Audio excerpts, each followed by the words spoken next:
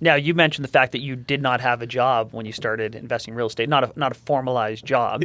Thoughts on that? Do you think that diving into real estate to do it full bore? So this is, I'm trying to figure out how to phrase this question because I get approached. We talked about this. People contact me saying, oh, this is what I want to do and blah, blah, blah, blah, blah. By people contacting me and essentially saying, I have no money, but I'm going to become a real estate investor. Yeah. And I think, there's a lot of products out there and a lot of information out there of how to do it with other people's money and, that you don't need a job or anything to become a real estate investor. And I think that's false and I think it's misleading and I also think it's short-sighted. But you managed to do it. Well, you had side hustles and stuff like partners. Yeah, no, there is no way that I could have done this without a job. At the end of the day, so at the start, it only worked because I bought purely investment properties and I had co-signers to help me get off the ground, and I didn't need that money. So all the properties cash flowed, fortunately enough, in Halifax, when you buy, especially when you were buying, you could buy to cash flow right off the hop. So that worked. But now, like, the only reason I've been able to grow is because I've maintained a job, and that's been able to give me the money to dump in to buy more and to do the work that's needed to be done. Yes, I think it was all the time, you flip one property and you make $100,000. You do that once a year.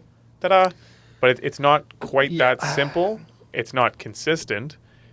The big ones, it's not consistent because you get $100,000, let's say in January, you have to have the diligence to not blow that. And then additionally, you're now starting a new project that will likely be a larger budget, that will likely require more capital that you're going to have to eat from that.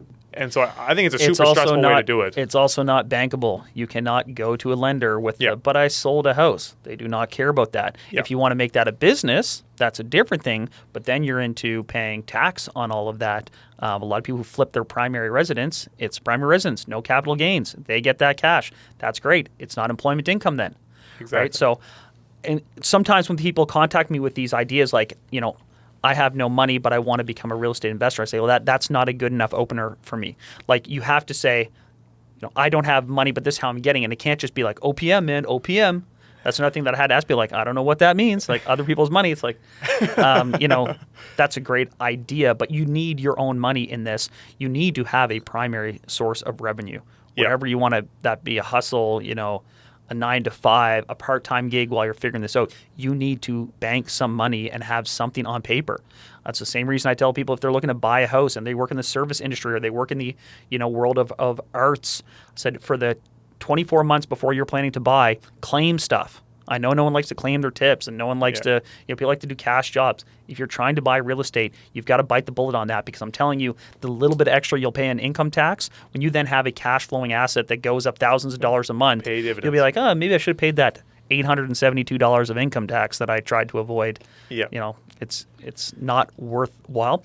I had a job that I think was paying. When I started in real estate sales, I had a job that paid me $20,000 a year really consistently, which at the time I thought, like, man, I am banking, right? And then I could go out and in starting my career, I probably piecemealed another $40,000 in my first kind of year of real estate. Yeah. Not moving mountains by any stretch, but I saved it because I wanted something very badly, and that was to build my wealth. Yeah. We asked a really grandiose question at the end of last episode or a previous episode, however we're structuring these, about what would you do if you had this opportunity or this life-changing event come across your path? Would you be able to capitalize on it, or would you be able to pay your way out of some difficult situation? And I can't remember where I was going with that, but I got off topic there. But I was able to kind of put that little bit together. Oh, yeah. My question along with that is, like, how bad do things get? Like, how bad do you want it, man? Yeah. Like, you've got to save this together in dribs and drabs and then find some sort of supplementary way. Maybe it's an RSP contribution that you've been making for years. Maybe it's a cosigner. Maybe it's a granny loan from a relative. Any of these things. Maybe it's a partner.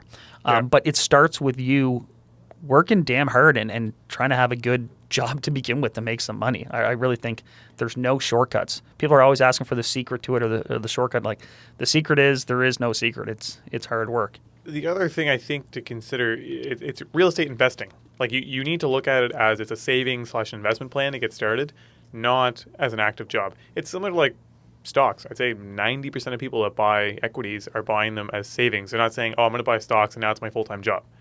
Maybe 5% or 10% of those people are actually trading stocks, and they start usually living at home or something like that. So same with buying real estate. You kind of need to buy it and be like, this is just my savings that I'm putting here. I still need a full-time income. I need to manage my whole life and start this as a side hustle. Yep. And become good. And I'm going to have to work the evenings and weekends on it. And it's going to be a grind until it gets to a point. But it's going to be pretty big. That's the other thing. I don't think people realize how big it needs to be to actually support a lifestyle. Like, even like you see, like even if you get 50 units, you're only going to cash flow X $100 out of each unit, maybe. There was always a lot of thought that, okay, 100 doors replaces a career. Yeah. That varies a lot by market too, right? Like, and it varies by your financing strategy. I mean, it's different if you got 100 doors and, you know, your loan to value is 60-40 as opposed to 85-15, right? Yeah. Like, so I don't think there's any, magic number, but it is a lot of work for a lot of time. And unfortunately, a lot of people now want minimal work for a short period of time. That's just not how it works. It's going to start with the savings and growing that, and then another thing, like, if you find an opportunity for something, then you could get someone to invest in you, I think, if it's the right opportunity. Like, at some point, you had to sell your friends or they had to sell you on this idea of why should the three of us do that. Yep. So I think, something like that can get you over the hump, even if you have to pitch it to your parents. Like, I had to explain to my parents why they should co-sign this and how, like, I know that, my wife and I will be fine paying for it, but I just need you to fill out this little form here for the bank's purposes. Yeah, and you're on the hook for the other $400,000, assuming I don't pay it. Yeah.